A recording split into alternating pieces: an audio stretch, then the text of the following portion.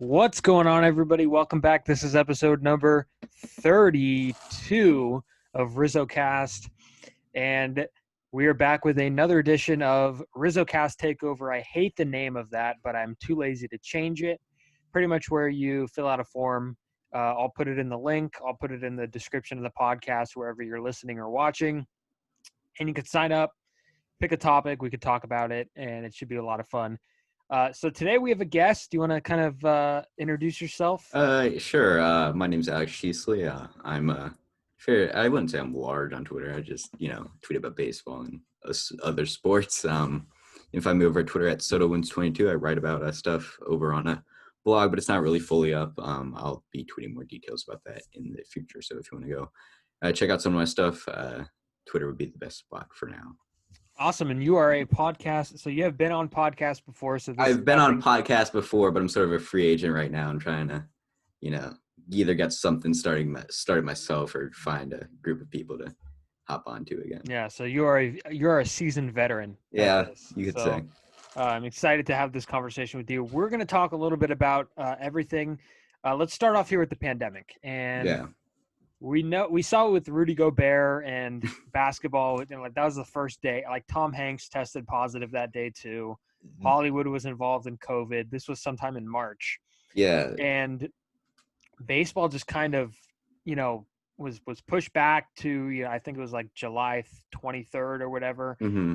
How do you give I'm losing words here. Give kind of a recap on your thoughts on how baseball went, how baseball dealt with the pandemic. So for me, right, I got the news that the MLB was shutting down in like gym class or something. I was on my phone, we was some dead point. We're like not ready to go yet, but like also we weren't, the class basically just started, and I got the getting word. Dressed. No, we were after that point, but like it still hadn't started yet. But it was like MLB canceled the season, and it was like after the Gobert stuff, it was pretty obvious that it was going to happen. I don't think spring training had started at that point. And then once it, once you get into the sort of Mays and Junes, and it's like, okay, NASCAR's gotten going, Formula One's going to get going. And so now you're like, they were arguing about, prorated salaries, and you had to sort of become a lawyer to understand some of this stuff. The whole, let us play, whereas, just tell us where and when. And, but it was a bit, I don't want to put blame on anyone for the sort of delay. I feel like they definitely could have gotten it started earlier, but it got pushed back to the end of July, as you said, because there was a lot of, bickering, or you got pushed back to the end of July because of the bickering, and then spring training and all of that stuff, because if you play, you just can't play baseball at the gate. I've played a little bit of ball myself, and it's just like you have to, and I'm sure you can vouch here, you gotta get going, you gotta have a little bit of practice beforehand. And it was a bit of a mess. And some sports did it differently, and I'm sure some sports managed it differently, and I'm sure baseball was a prisoner of their situation and having to put a whole season in. So a bubble really wasn't a viable option. But I still feel, it was a bit of a mess. Yeah, it was. I like what they did. I like how they handled it. Of course, we saw some of the outbreaks with Miami and St. Louis. Mm-hmm. They lost a lot of games, and it was bound to happen. I mean, there's 700 players traveling in 6 days baseball. a week. Exactly, 100%. Traveling 6 days, something's going to happen. And I think the latter part of the year, they did a great job, and then the whole Justin Turner thing happened. And I always wonder what it would look like if Blake Snell continued to pitch and, we saw a Game 7 forced by the Rays. Like, would that have still been played? Would Major League Baseball have been loyal to their television deals that bring in so much revenue postseason this year, and that's why teams are expanding the postseason. TV money, it brings it in. They signed a TBS extended deal, ESPN. So I think baseball made money off of it. That's obvious. Teams lost money, and I think it's carrying into this offseason. Mm-hmm. Do you think in any ways like they mismanaged? Was there any mismanagements of baseball? A little bit. I think there was I don't know if it was just like we're in a weird part of the schedule or it was just like them being naive to how to do it. But I think the Marlins definitely got a little bit the short end of the stick when it came to their rescheduling. I think they had to do some like ridiculous amount of like consecutive games, whereas the Cardinals like got like they like hire like a team of NASA, like scientists and statisticians and mathematicians to find a way to get this schedule in while still being able to have a couple of days off and stuff. It was so the teams that couldn't play because of the outbreaks were sort of, there was definitely a bit of favoritism is I think the word I was trying to say. Yeah. And then as far as just like scheduling, it's what can you do about it? Really, you got to travel across the country. Well, not across the country because they did the sort of not bubbles but regional deals. And I'm sure you could have done it better, but I think practically speaking, they did a fairly good job. So I know you're on the East Coast. I'm on the West Coast. Yeah. Which coast is better? That's a loaded question. That's a loaded question. We get like it's almost like we get the second, like we always get second fiddle. Like we play second fiddle. Like I mean, we get the rerun of, we don't get the live Ryan Seacrest on New Year's Eve. We get the like 3-hour difference, like taped Ryan Seacrest. We don't get it. You get Don Lemon instead of Anderson Cooper. Yes, right. Yeah, exactly. So, I mean, I'm biased. I'm sure you're biased too. But by the way, is it snowing on the East Coast? Is it raining? Is it? It's a little bit everywhere. East Coast winters just suck. Cold and wet, especially in the Mid Atlantic. It's just like there's something with DC. It's like there's this thing called like a snow hole, and like from like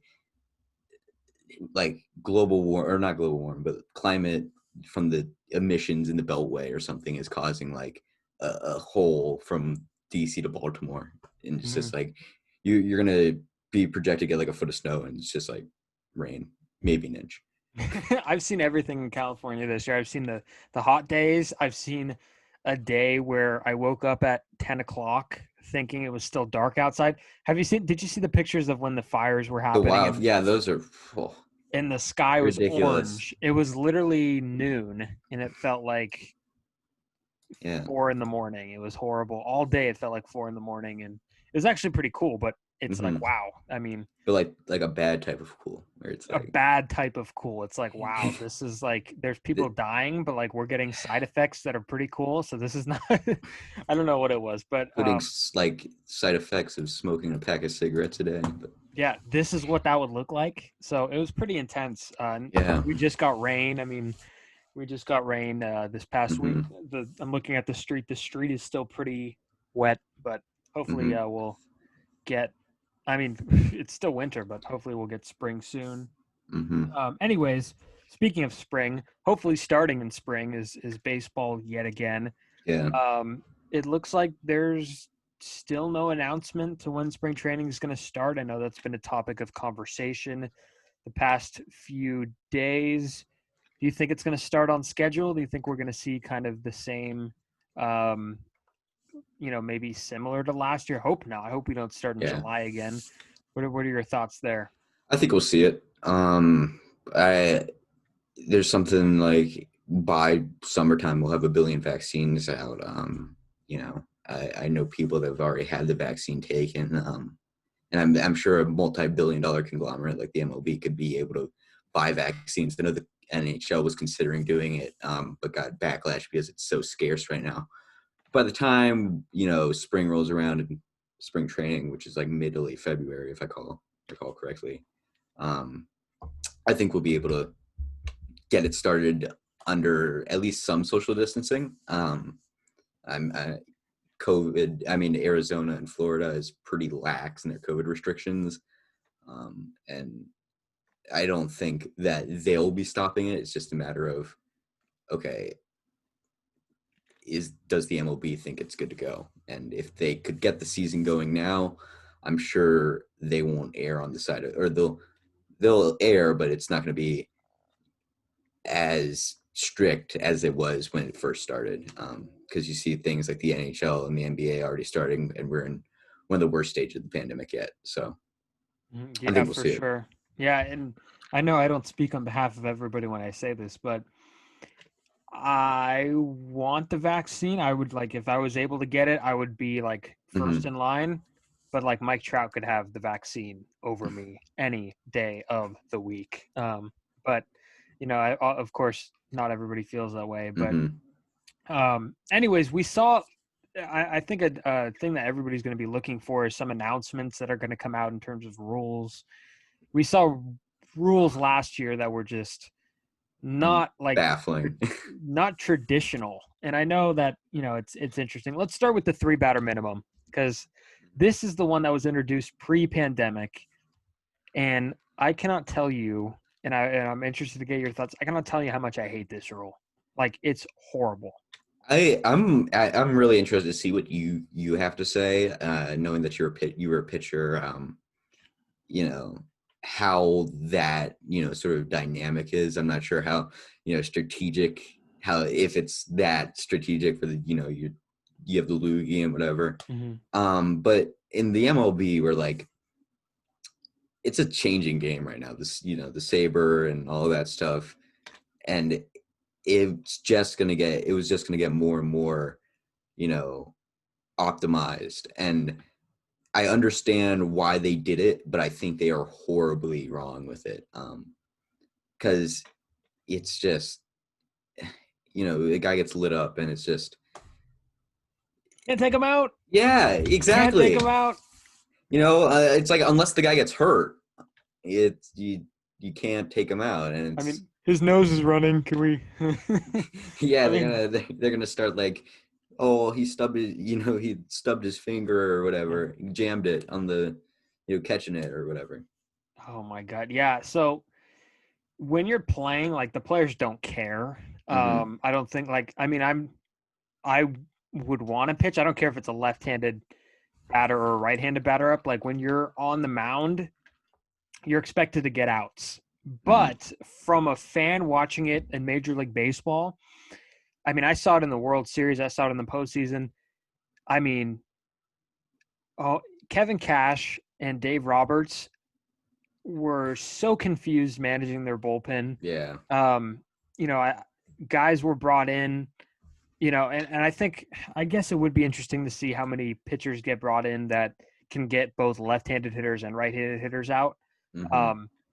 But somebody put it in the league office's head that games are too long. And I get it, they are, but they're getting longer, but but that's not the point. Like, changing relief pitchers is not the point. If you want to slow the game down, what happened to the rule where they're supposed to have 2 feet in the box? Like, that's not even enforced anymore. So it's just so interesting that rule is in place. And I don't know. What do you think about the universal DH? Because I happen to like it. You see, I'm a bit conflicted with the universal DH. On one hand, I absolutely love the idea of a pitcher, going up and just swinging for the fences. I've had an affinity that I'm sure is well documented by many people for Mike Leake, career average pitcher, but has like something like 3 or 4 home runs at the big league level. There's a charm about it, and it's going to be lost for sure. However, it's not something like the 3-batter minimum, where you're losing like a key aspect of the game. I think if they do, in fact, convert full time to 3-batter minimum, or to the universal DH, I wouldn't be sad to see it go. I think it would provide better offense. However, there would be a little bit of me taken out. There's a little part of the game that would be taken out. Yeah, I understand it. Because, if you go up through Little League and everybody's taught to play everywhere. Everybody's taught to, pitchers hit. Well, I didn't hit in high school. I was more of a PO. But which, by the way, is the greatest job. I've said this many times on here. Greatest job in the world when you just get to pitch, when you get to sit down, pitch, and then sit back down in the dugout. Like, there's nothing better than being just a pitcher and not a position player. You don't have to worry about anything else. But DH is one of those things where the world doesn't end if there's no DH, and the world doesn't end if there is a DH. And by the way, Mike Leake, great hitting pitcher. I've seen him hit a home run. I was at a game at Oracle Park when he hit a home run. I don't remember much about it, but it was a big, gigantic loss for the Giants.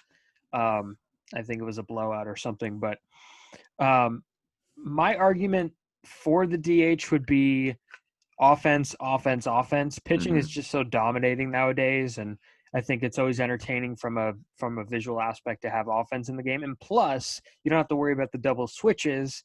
So, a guy who is cruising, say like a Blake Snell is cruising, and then a spot comes up in the lineup in the 7th inning, you don't have to double switch him out, and he could pitch an extra inning at 85 pitches. So, it keeps the starting pitcher in longer. I think you're going to start to see their innings rise, even when, 5 innings is apparently acceptable now. So it's interesting. I know baseball purists never liked the DH, but it's an adjustment, but people are going to have to get used to it. Here's the one that's interesting to me.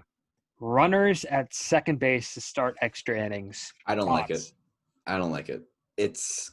They tried it in the World Baseball Classic. I don't know if it was the 10th or 11th inning. Either one, they started doing this where the runner at second started. It's just not natural. I understand the idea of, okay, a game starts to drag on in the 18th or 19th inning. But once again, there's a little bit of charm to that, and you play the game. You don't. I think the only sport that I can really think of that like gives the offense an advantage going into overtime is college football, with the whole start on the 25-yard line. Yeah. But like even then, it's college football is a time-based game where there's no timer in this. It's like sort of it becomes sort of arcadey at that point. It's like, would you rather have like a home run derby to decide the winner of a game, or just play the rest of a game? Just put your weakest hitters at the plate. D. Gordon against like bunt off. Bunt off. There you go. Bunt off. Yeah, but I'm conflicted. So actually, I don't know what I am.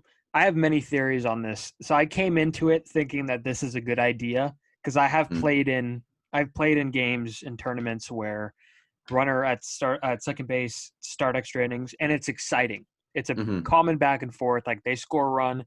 Okay, now it's up to you to score a run. You score a run. Now they have to score a run. So it's a lot of fun back and forth, and it's exciting.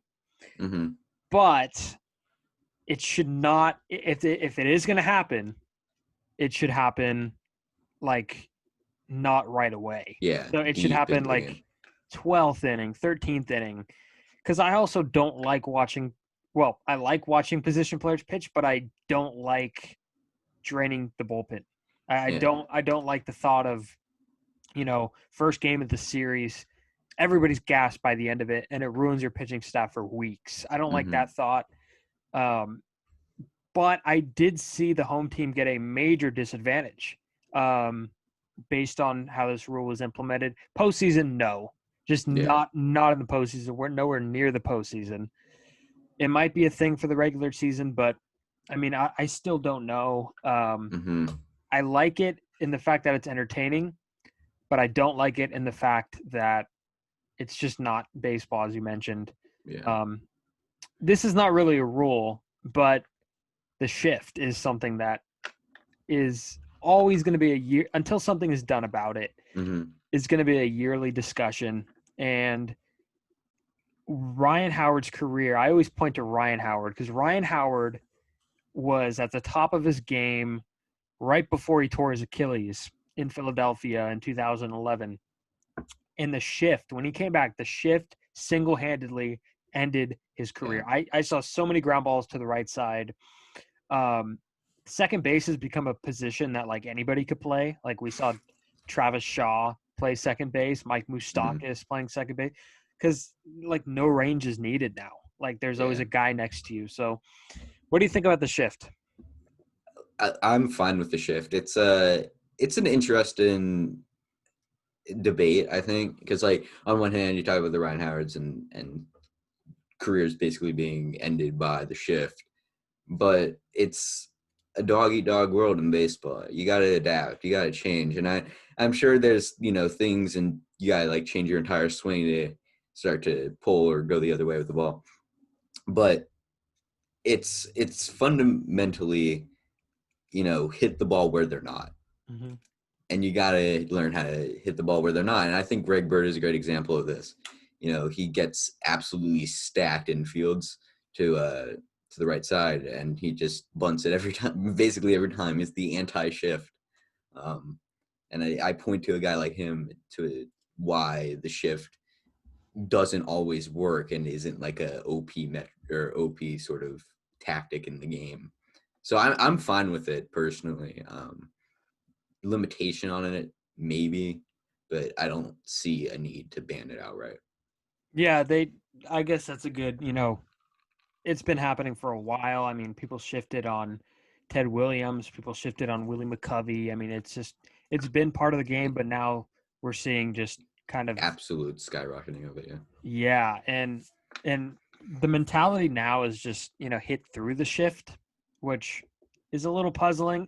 The one thing I will say is that I've seen like shifts not work because pitchers just aren't on the same page.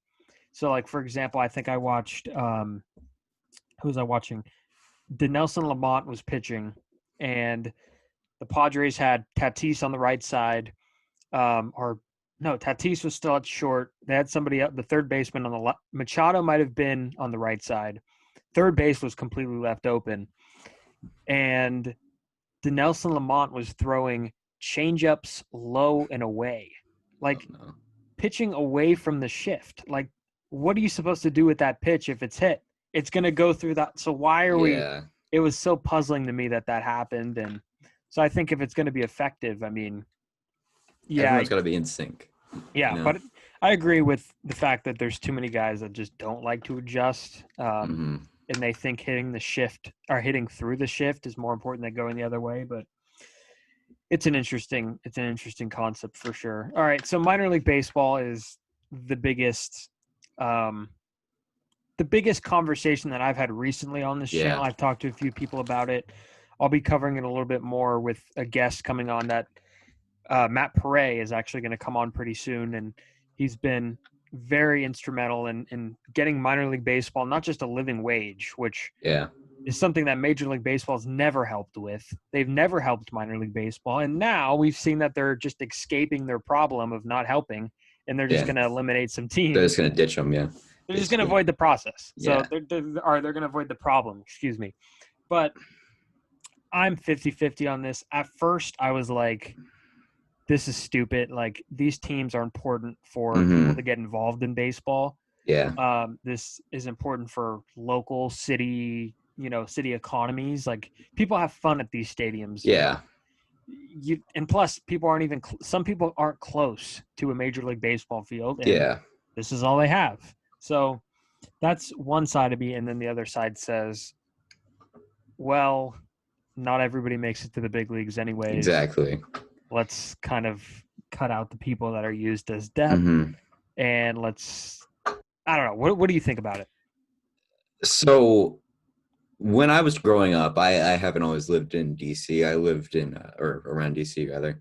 I lived in Jacksonville and New Orleans, two non-Major League Baseball markets, but they had, at the time, the Jacksonville Sons and the New Orleans Zephyrs.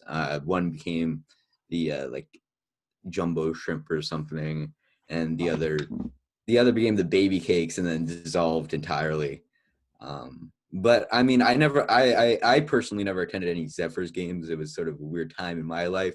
However, when I lived in Jacksonville, it was I wouldn't say it was common, but we would definitely go to a couple of games, and it was a nice stadium, all that stuff. So yes, and while these cities aren't as depraved from major sports markets, or as say, I don't know, like the Jackson Generals or something like that. they certainly are, known and sort of, they're revered, not necessarily revered, but I'm blanking on the word, but they're known, basically, is what I'm trying to get to. And I think, yeah, as you said, these are, the family, sort of have recreational zones for these families and stuff like that for prices that are better than trying to get a baseball ticket. It's a bit ridiculous in today's economy, but yeah, no. And then, as you said, people might not make it, or most people won't make it. And there's a ton of levels to it. It's really just sort of a, how far down low do you think that you go to, like, single A, whatever, to the point where it's like, all right, they're not going to make it. Mm-hmm. I feel you need, it's a little bit too deep right now. I feel like if you could sort of cut it down to a couple of, teams, like 3 or 4 sub franchises, you could definitely get something going. As far as the cutoff, with the MLB, I think they could still survive. It's going to be a lot harder, but you look at, in hockey, the ECHL, not directly supported by the NHL, but they still have links and stuff like that. So I think they could survive. However, it is definitely very sad to see them go. It is sad, and I think one thing that's also going to be adjusted, like we see 50 rounds of drafts, 50 rounds of the draft, and like only literally 2 or 3 guys make it to the big leagues in our impact players. Like I'm reading Moneyball for the first time, and I've watched the movie millions of times, and I haven't gotten around to read the book, and I already have a completely different idea of scouting, drafting, player development. And it touches a lot on this subject. And there's so many guys that just are so relevant in minor league baseball that are never going to make it, that are placeholders, guys that were drafted in the 30th round, 40th round. And I understand the need to, like, not need all these rounds, but at the end of the day, these teams are unfortunately getting dismantled, and it's a sad thing. And Barry Bloom, who I had on before the new year, talked about this. He covers the business side of baseball for Sportico. He was at MLB.com for a long time. He talked about this really great. So if you want to check out him talking about minor league baseball, check it out as well. And another thing here is, Kyler Murray, it's so interesting because Kyler Murray made the decision to play football because, and honestly, it was a great decision for him. Yeah. Because he doesn't have to play 2-3 years at the minor league level. Chance. Yeah, going from bus ride to bus ride. Holy hell, getting paid. I know he would have had the signing bonus. Mm-hmm. Getting paid like $200 a week or whatever the heck. They make nothing down there, and he gets instant recognition. Instant revenue. Instant everything, instant endorsements. Baseball, we don't get these guys until 24, 25. Some of the good ones, some of the international guys that have been signed younger, like the Fernando Tatis and the Juan Sotos, they come up younger. But these guys that get drafted, we're just, we don't get to see them in their physical prime, and it's kind of unfortunate. Mm-hmm. Like Joey Bart is 24 years old and still needs seasoning at the big league level. So, or at the minor league level. So, I don't know. It's really interesting. Do you have like a favorite minor league memory? Did you watch like anybody good down there in the minor leagues? I don't remember anything. I was still very young. I think I was 4 when I moved to Jacksonville. But like, I remember like 2 years ago, we got an autographed bat at one of their games, and it's in this closet right over here. I can't pan over to it right now, but I pulled it out like one night. I just couldn't sleep, and like I went on like a whole searching spree, like trying to decode this guy's autograph and then look into him. Never really became anything. I'm even blinking on the name right now, but it's just sort of those things where it's like, Is his name Crangus McBasketball? No, it's not. It's nothing crazy like that. It's a fairly generic name, but it's one of those things where a person could become something, or like something else, and like they might not. It might not be in baseball, but you got a guy like Matt Paré. Yeah, Matt Paré is now like a national. He's doing some producing. And, he's not a in the MLB with the Giants or whoever he was with. But he's now in a different field, and some Matt Paré jerseys or signed jerseys or autographs or stuff like that probably worth something. Maybe somewhere out there on eBay. But I've had a few minor league experience. I've been to a handful of games in San Jose, which is about 45 minutes from San Francisco, and we go down there, and it's a lot of fun. It's actually right by the campus of San Jose State University.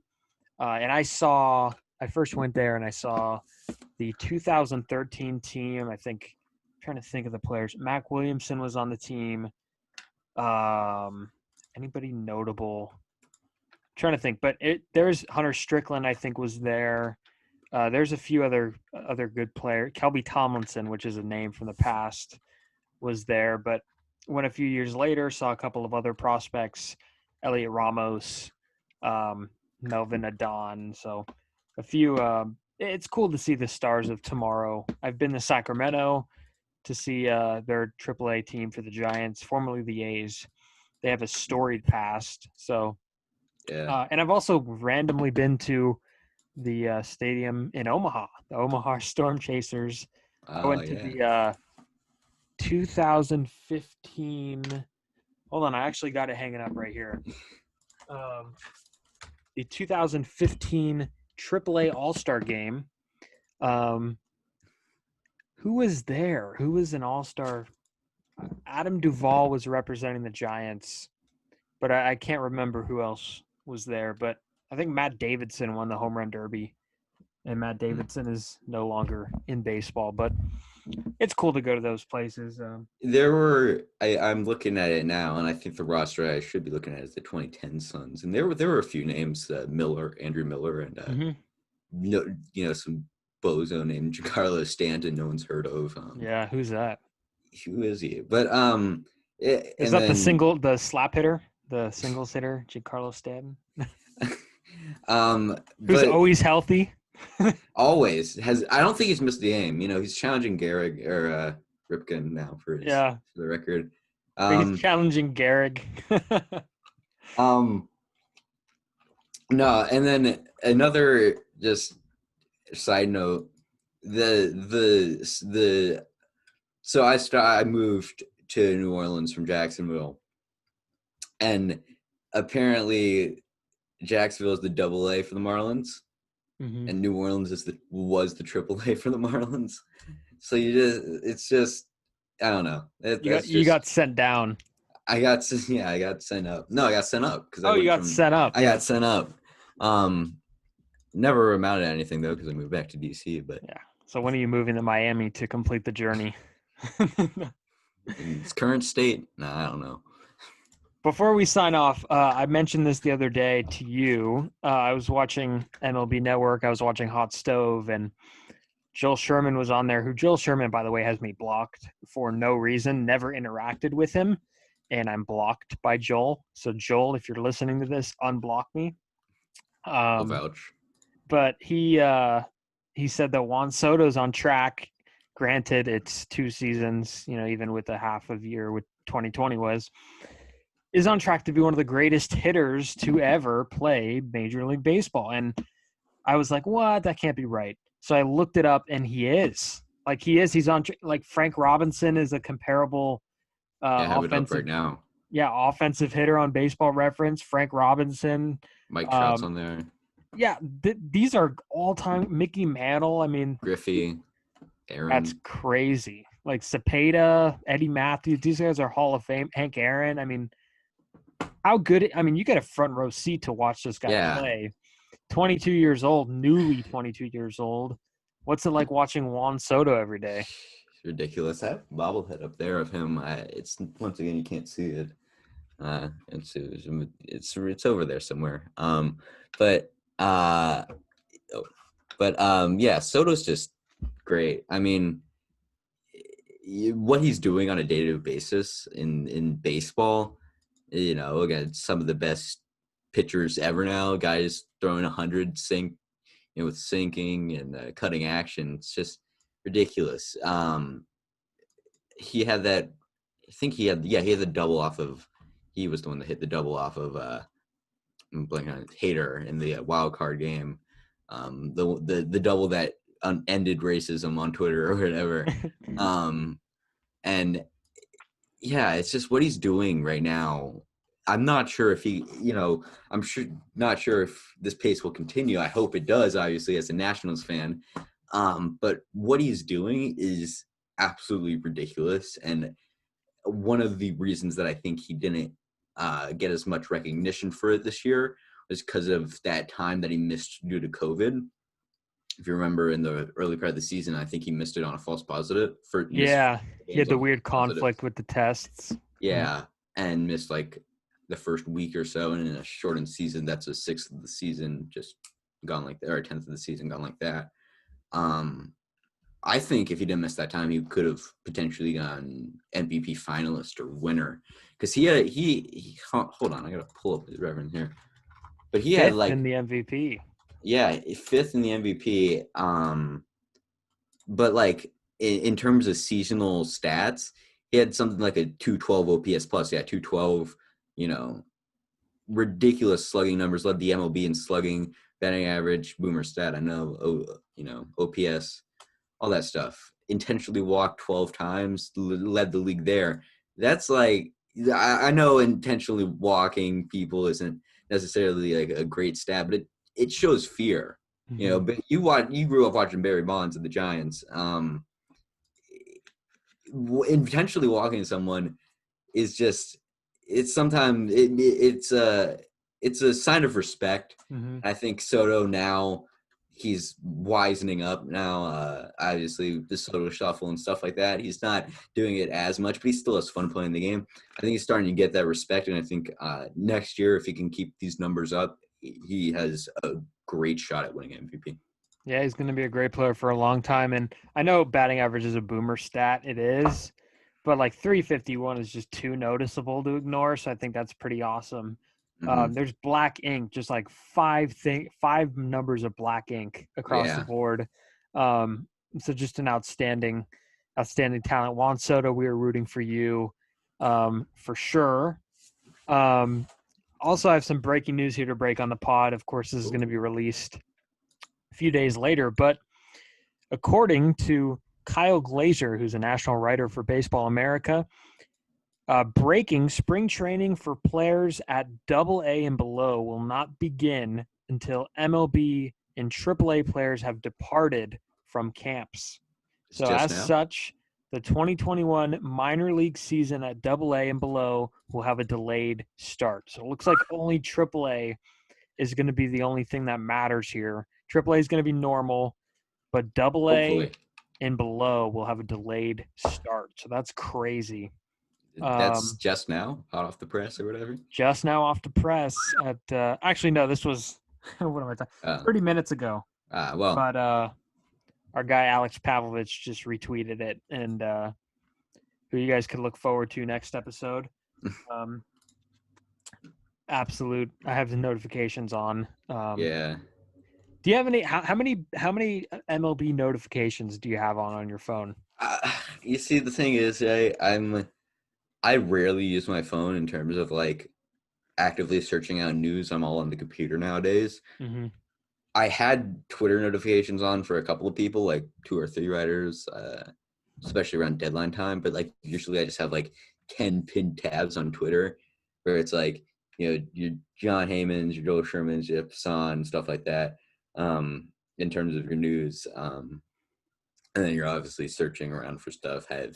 When I was downstairs with this computer, I had to have MLB Network on, stuff like that. But now it's, I don't really use my phone that much. I have like the MLB app notifications, but that's about it. Yeah. So it should be interesting to see what happens.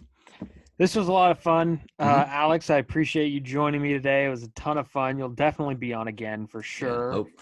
Yeah, If you guys want to follow him, do you want to plug yourself? I've already plugged myself, but I'll do it again. Yeah, go for it. My ads change all the time, so if you're watching this a couple months later, it's probably changed. But on Twitter, it's at SotoWins22. Same Juan Soto, same spelling as Soto as the one we were just talking about. Over on Instagram at I'm Alex SLY. And that's about it. If you want to find any of my other social, or those are my main ones. If you want to find anything else, especially where I'm writing, it's going to be linked in my link tree. Can't wait to see it. If you guys want to follow the podcast, you guys could follow it on Instagram and Twitter at RizzoCast, RizzoCast. And if you guys want to sign up for a guest host opportunity, go ahead. It's in the link tree in all of our bios. And you guys could have this opportunity too and talk whatever you want to talk about. We had a lot of fun today. Yep. I got a lot of these coming up. So just feel free to sign that up and I'll see it. I'll get a alert that somebody had filled out a form. So yeah, I got a lot of stuff coming up for you guys soon. Thank you guys for watching. Thank you guys for watching and listening. Listening to them, yeah. Yes, yeah, we are on Spotify, Apple Pod, some of the other ones. And have an unbelievable day. Happy New Year, guys. Stay safe. Wear a mask, please. I have one with you right now. There you go. Wear a mask. Alex is promoting it right there. And have an unbelievable day. Can't wait for baseball to start. This has been an awkward ending. I don't know how to wrap it up, but have a great day. Wear your seatbelts, kids. Yeah, wear your seatbelts, okay? That's just as important as wearing a mask. And have a great day.